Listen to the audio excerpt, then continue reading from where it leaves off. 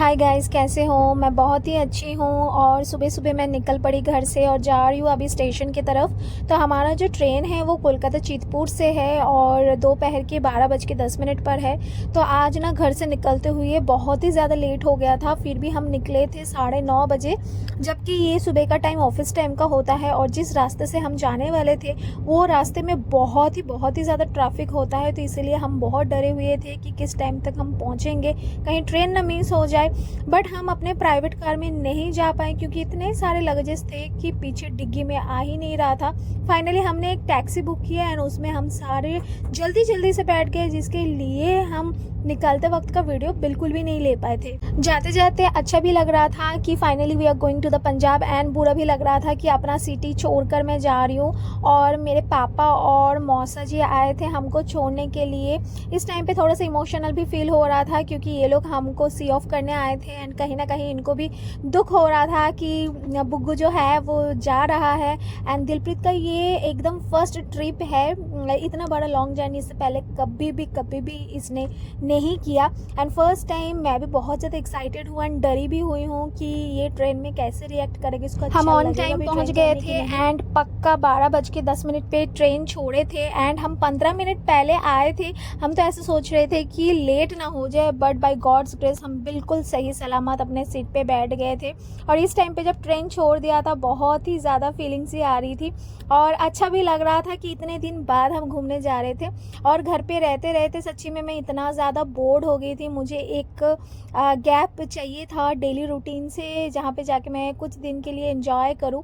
तो उसके बाद ट्रेन छोड़ दिया था एंड फाइनली हमने बुक किए थे कूप, बट हमको मिला था केबिन।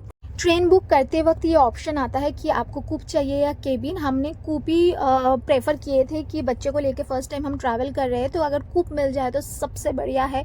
एकदम प्राइवेसी रहेगा और बच्चों को लेके हम कैसे भी करके ट्रैवल कर सकते हो। एंड वो पूरा ना एक रूम के जैसा लगता है एंड बच्चे भी कंफर्टेबल फील करते हैं एज वो उसका फर्स्ट टाइम था। तो हमको मिला था केबिन और हमारे पास कोई रास्ता नहीं था। अभी जब हमने ट्रेन पे चढ़े थे तो एक लड़की थी, वो पुणे से ट्रैवल कर रही थी, वो जा रही थी झारखंड। तो उसकी ब्रेक जर्नी थी कोलकाता से। तो वो लड़की बहुत ही अच्छी थी एंड मुझे बहुत ही अच्छा लगा।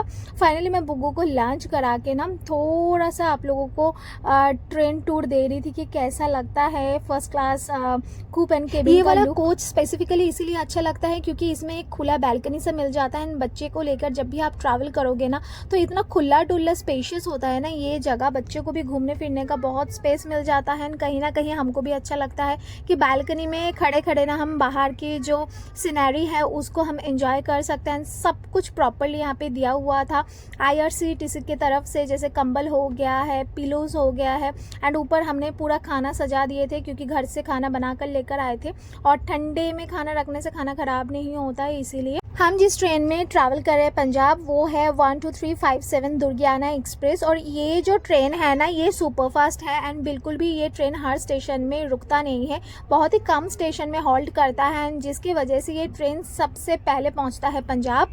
और मेरा सबसे फेवरेट पास टाइम तो यही है, हम सबका फेवरेट पास टाइम यही होता है कि खिड़की के पास बैठो और बाहर की सीनरी देखते देखते पहुँच जाओ अपने स्थान पर।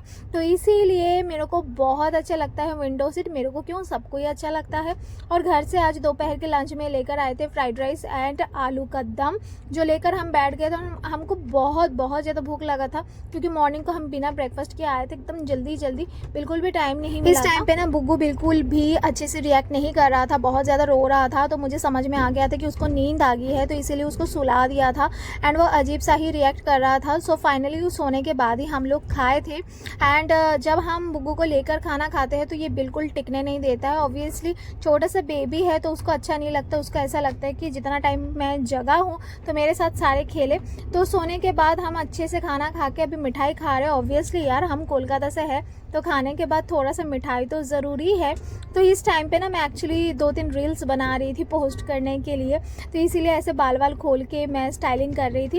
एंड बाहर का ये सिनारी मेरा सबसे फेवरेट है, एकदम खुला डुल्ला खेत और ग्रीन एंड ग्रीन, आंखों के लिए भी बहुत। उसके बाद ना चलते चलते हमारे वेस्ट बंगाल के जो बाद वाला स्टेशन, बाद वाला सिटी आए थे वो था धनबाद। एक्चुअली ना कोलकाता में 2 स्टेशन में ही हॉल्ट करता है, एक है कोलकाता चितपुर स्टेशन है ना, उसके बाद आसनसोल स्टेशन, उसके बाद हम सीधा घुस जाते हैं झारखंड में। झारखंड का पहला जो स्टेशन था वो था धनबाद।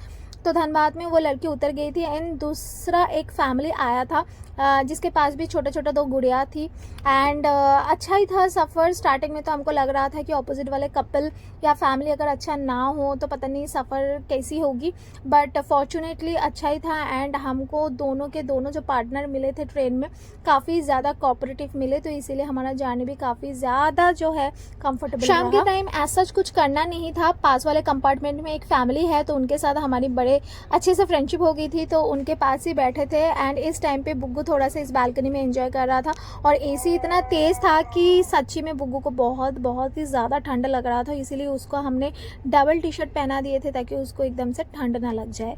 नॉर्मल ट्रेन में अगर आप फैमिली के साथ ट्रैवल कर रहे हो तो इट्स कंफर्टेबल, बट अगर आप बच्चे को लेके कंफर्टेबल जानी चाहते हो ना, सच्ची में फर्स्ट क्लास एसी में ट्रैवल करना इट्स सो कंफर्टेबल। ऐसा लग रहा था कि हम अपने घर पे हैं एंड बिल्कुल भी जो है हमको बोरिंग नहीं फील हो रहा था। तो अभी बुग्गू को लेके मैं पास वाले कंपार्टमेंट में ही गई थी क्योंकि वहाँ पे जो अंकल आंटी थे वो लोग हमको बुला रहे थे। एंड कुछ देर बाद वापस आके इसको खिला दिया था रोटी एंड सब्ज़ी।